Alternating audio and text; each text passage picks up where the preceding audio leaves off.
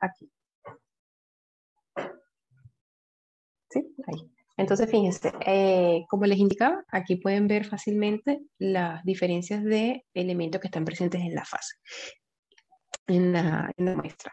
Y que lo estamos viendo a diferente potencial, a muy bajo potencial. Y esa es otra de las características que nos identifica, porque tenemos alta resolución a bajo potencial y compresión variable. Esto es para tratar de no deteriorar las muestras. ¿Ok? Entonces, fíjense, los electrones secundarios no nos van a dar a nosotros información de la composición, sino información de la topografía de la muestra. Porque estos electrones apenas pueden penetrar 10 nanómetros en la superficie de la muestra. ¿Okay? Entonces nos dan la información de la característica superficial, de la topografía, de la forma, la morfología, de todo lo que nosotros estamos evaluando. Igual, trabajamos con alta resolución a bajo potencial. Aquí tenemos un cemento y aquí tenemos un óxido de zinc. Y adicionalmente, estos equipos les coloca un detector de EDS que nos permite hacer análisis químicos desde el carbón hasta el californio, que es por aquí el elemento de la tabla periódica número 98. Pero inclusive hay microscopios, detectores nuevos, sobre todo de la marca.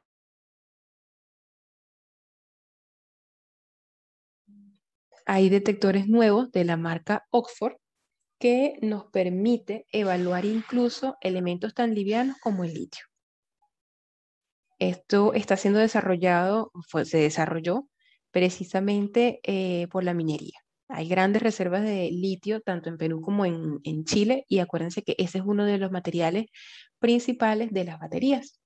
Entonces, se necesita mayor investigación, y una de las limitantes que se tenía para evaluarlo a través de EDS es que los detectores no pueden medir elementos con elementos de tan bajo peso atómico, pero actualmente sí se puede.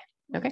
En Hitachi trabajamos con las dos marcas de EDS más grandes, mayor reconocidas en el mundo, que es Oxford y Bruker.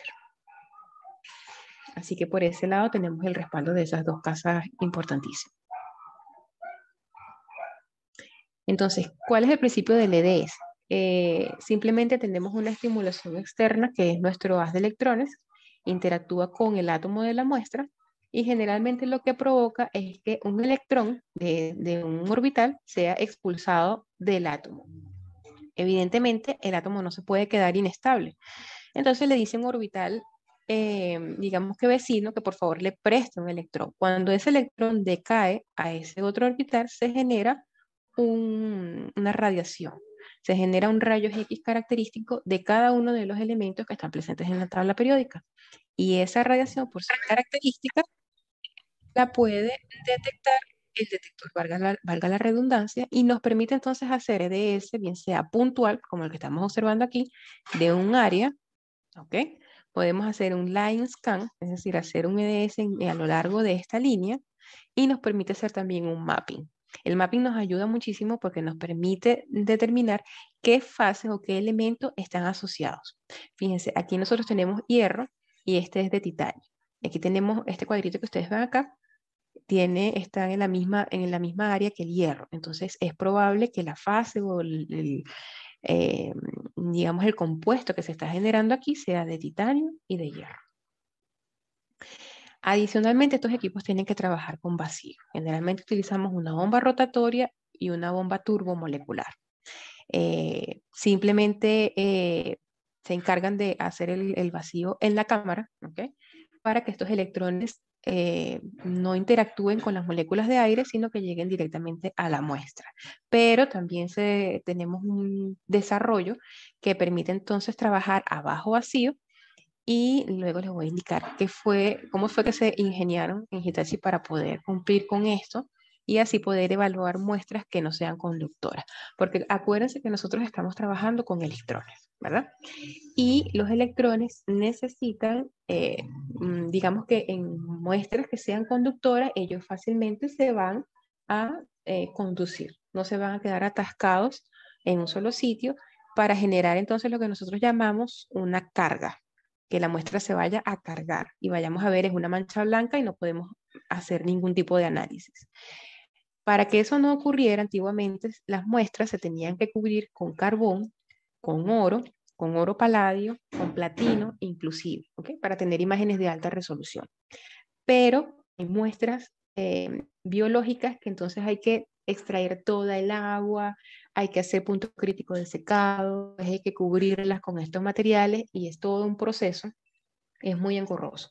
Y generalmente los investigadores están corriendo y necesitan resolver rápido. Y cuando estamos entonces en planta, peor. Entonces, ¿qué fue cómo tratar de resolver este problema? Bueno, haciendo la muestra virtualmente conductora. Y eso se logra a través de un bajo vacío, que más adelante les voy a explicar. Ah, bueno, aquí lo tenemos. ¿Cómo se logra eso? Simplemente nosotros vamos a inyectar en la cámara aire. Y nuestros equipos no trabajan con gas de alta pureza, ni nitrógeno, ni argón, ni nada de eso. Nosotros simplemente trabajamos con aire de un compresor dedicado que ya viene con el equipo y ese aire se inyecta en la cámara. Cuando ese aire entra en la cámara, él se ioniza. Entonces los protones se van a esos electrones que están sobre la superficie de nuestra muestra no conductora y simplemente van a neutralizar esa carga. Y así nuestra muestra va a pasar de no conductora a virtualmente conductora, lo que nos va a permitir entonces observar muestras que no tienen ningún tipo de recubrimiento, como hormigas, bacterias, hojitas, todo lo que ustedes vean en la naturaleza que tenga carbón y que no sea conductor, lo podemos ver en el microscopio. ¿Ok? Y adicionalmente, generalmente las imágenes que se ven a presión variable son de electrones retrodispersos, ¿ok? No son de electrones secundarios. Pero si yo quiero entonces ver topografía, antes no se podía. Entonces Hitachi desarrolló un detector especial que se llama VD, que nos permite ver imágenes de electrones secundarios en bajo vacío. Entonces podemos tener las dos imágenes, tanto retrodisperso como de electrones secundarios. Entonces, fíjense, ¿y por qué es importante tener este tipo de imágenes y por qué es importante a bajo potencial? Fíjense, aquí tenemos una simulación de Monte Carlo. Cuando nosotros trabajamos a 20 kb, todo lo que penetra el haz. Cuando nosotros trabajamos a 3.5 kb, fíjense lo poquito que penetra el haz. ¿Ok? Y eso nos permite hacer este tipo de conjeturas. Esta es una fibra fotocatalítica que está contaminada en la superficie. Aquí lo podemos ver, pero muy pobre. Estamos trabajando a 15 kb. Si nosotros reducimos ese potencial a 1.5 kb, fíjense todo lo que nosotros podemos observar. Toda la contaminación que está en la superficie. ¿Por qué? Porque estamos obligando a el a que se quede en la parte superficial, a que no penetre tanto en la muestra. Porque si penetra mucho, me interactúa con el volumen de la muestra y la información que va a llegar al detector no va a ser de la superficie, sino de lo que está en la capa más interna.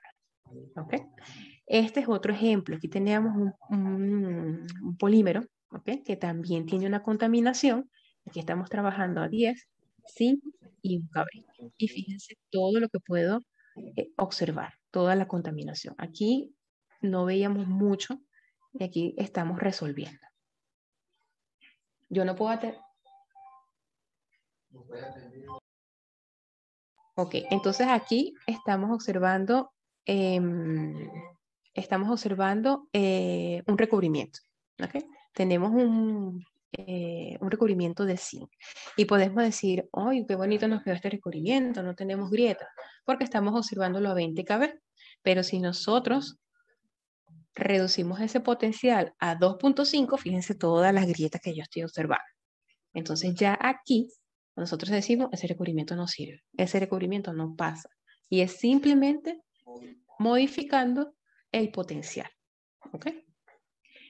Nuevamente aquí estamos trabajando a 15 kb, aquí estamos trabajando a 3 kb. La magnificación es la misma y es un disulfito de tungsteno sin ningún tipo de recubrimiento. Estas son estructuras de nanotubos de carbón. Fíjense, estamos trabajando en SU5000. Este equipo es Field Emission, de efecto Schottky.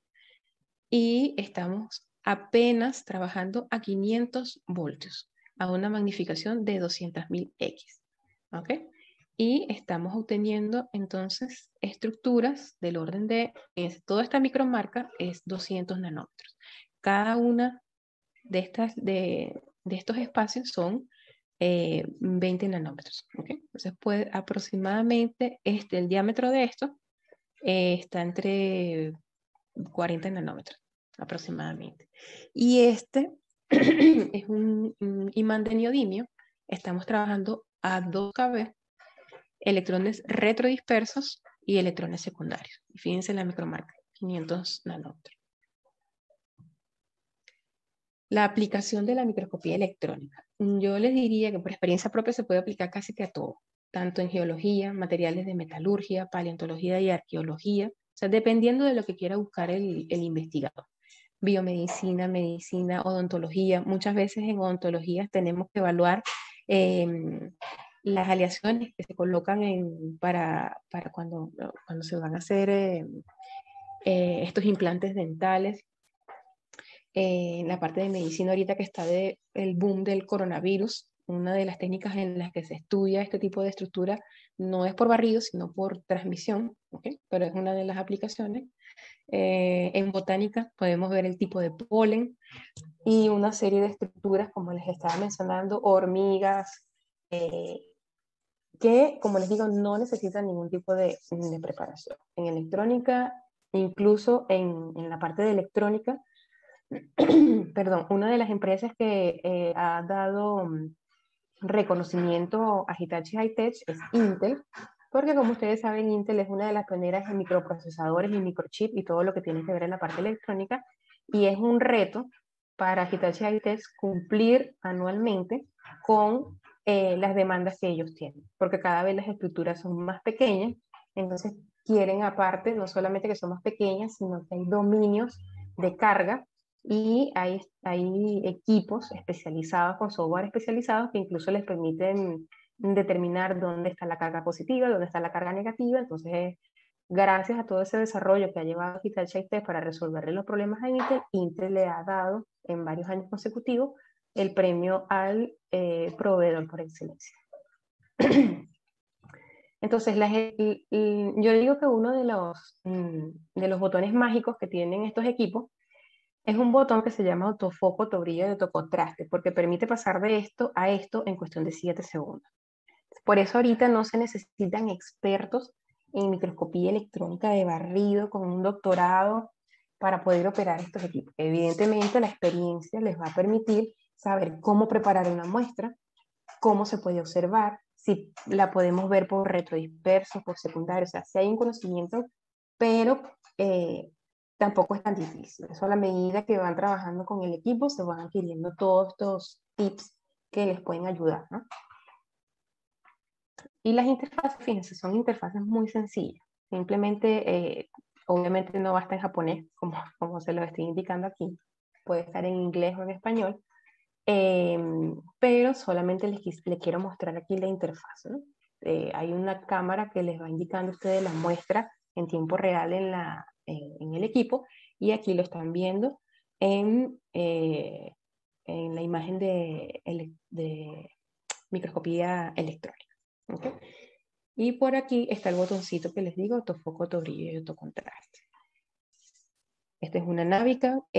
A medida que ustedes van tomando imágenes, se van guardando todas y después ustedes pueden pasar toda esa información a un reporte, ¿okay? Que puede ser tanto en PowerPoint como Excel o Word. Depende de cómo ustedes quieran obtenerlo. Entonces, toda la información la pueden tener así.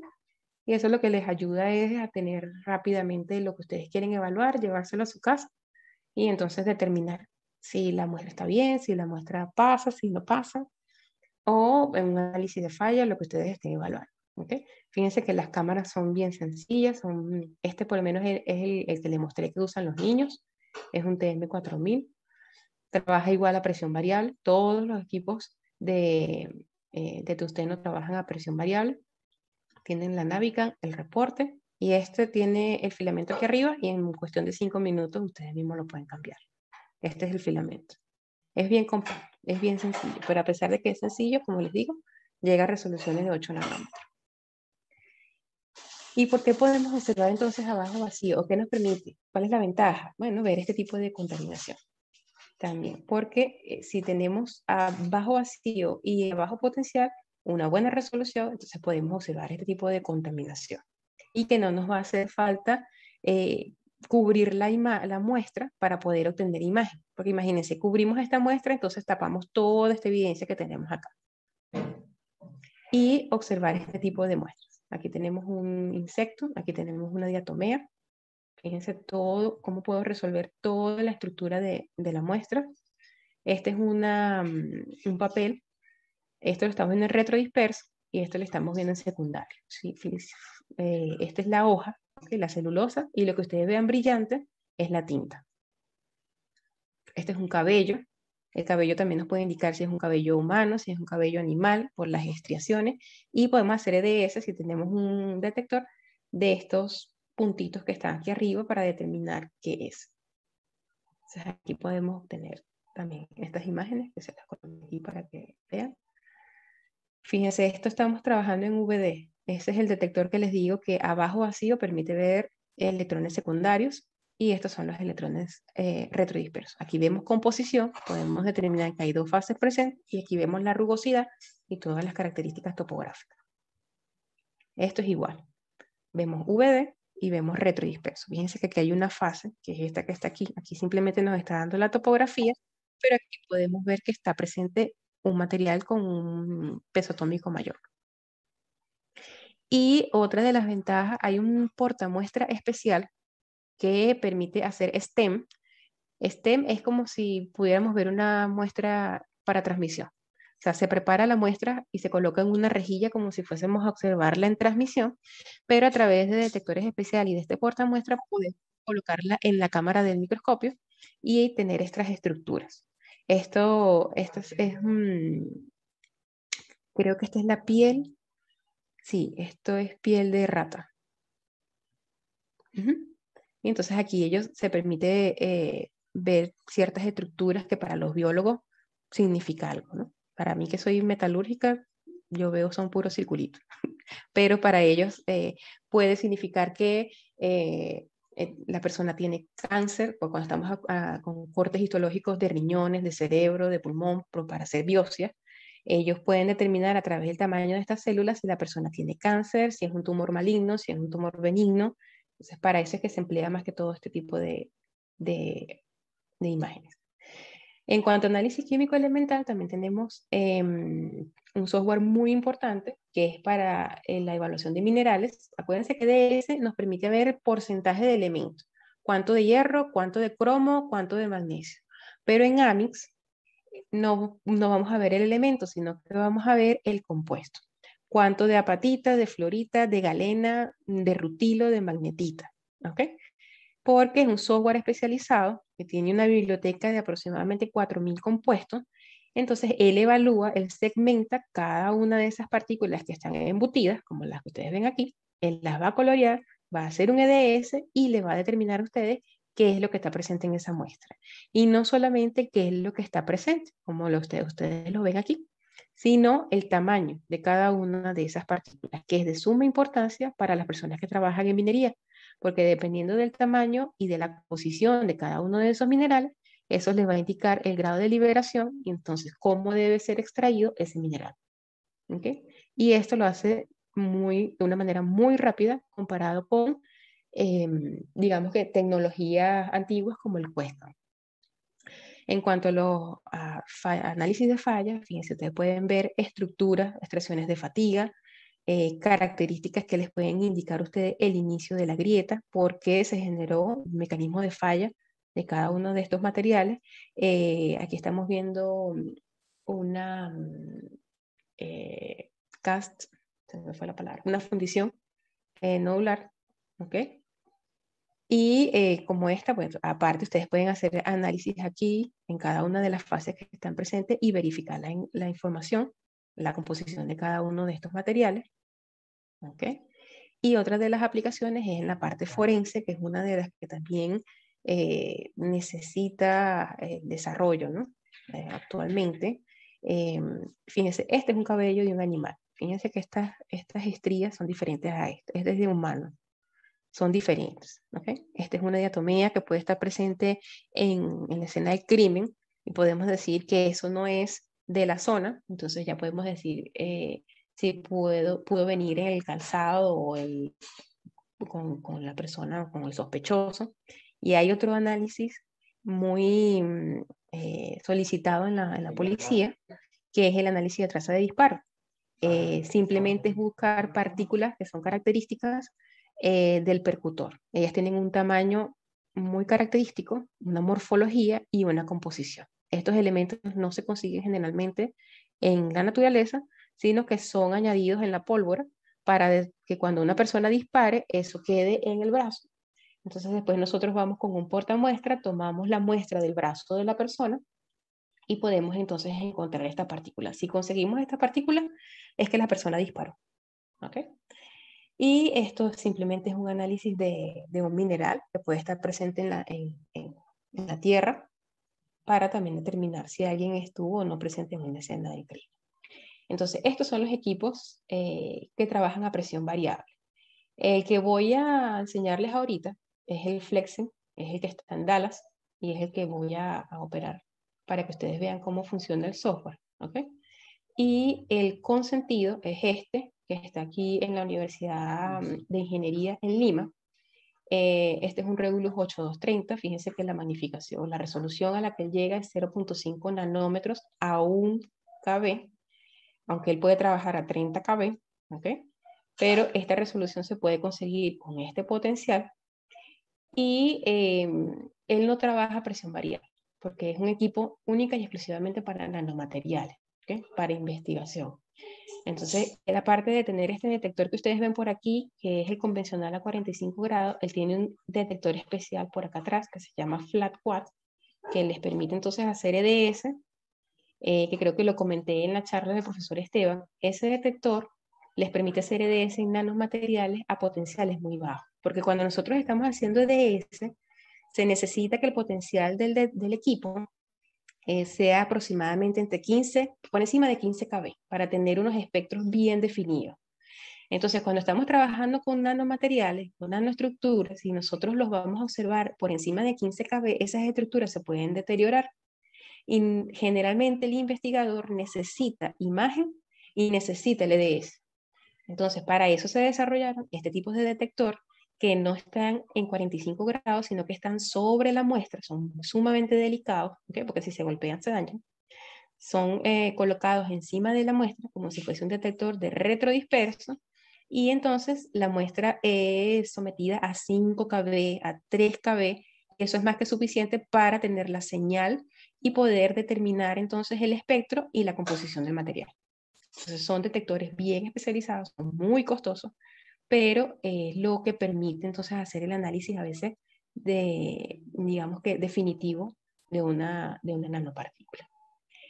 Entonces, yo voy a dejar de compartir un momento para poder conectarme al equipo.